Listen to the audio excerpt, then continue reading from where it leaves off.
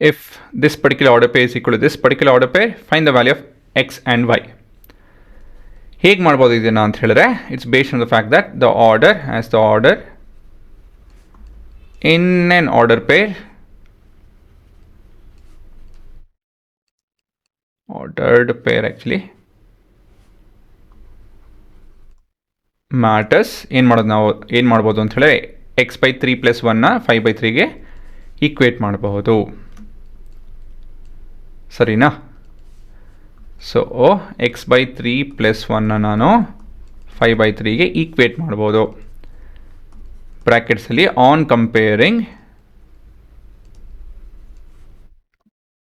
The order pair ಅಂತ ಹೇಳಿ ಬರಿಬೇಕಾಗತ್ತೆ. ಸರಿನಾ?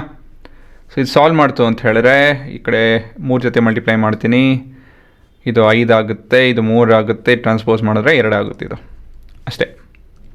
ಸರಿನಾ ಹುಡುಗರ? ಎಲ್ಲ ಸ್ಟೆಪ್ಸ್ ಎಲ್ಲ ಬರೀಬೇಕು ಅಂತೇನಿಲ್ಲ, ಲಿಮಿಟೆಡ್ ನಂಬರ್ ಆಫ್ ಸ್ಟೆಪ್ಸ್ ಬರೆದ್ರೆ ಸಾಕು. ಎಕ್ಸಾಂಪಲ್ ಇಲ್ಲಿ ಏನು ಬೇಕಾಗೇ ಇಲ್ಲ, ಆಯಿತಾ? ಮೆಂಟಲ್ ಕ್ಯಾಲ್ಕುಲೇಷನ್ ಮಾಡಿ ಉತ್ತರ ಬರೆದ್ರೂ ನಿಮಗೆ ಮಾರ್ಕ್ಸ್ ಕೊಡ್ತಾರೆ. ಟ್ರಾನ್ಸ್ಪೋಸ್ ಮಾಡ್ತು ಅಂತ LCM 3, 2 + 1 3, 3/3 is 1. Therefore y is equal to 3. ಸರಿನಾ? ಅಷ್ಟೇ, ಇದೆ ನಿಮ್ಮ ಉತ್ತರ.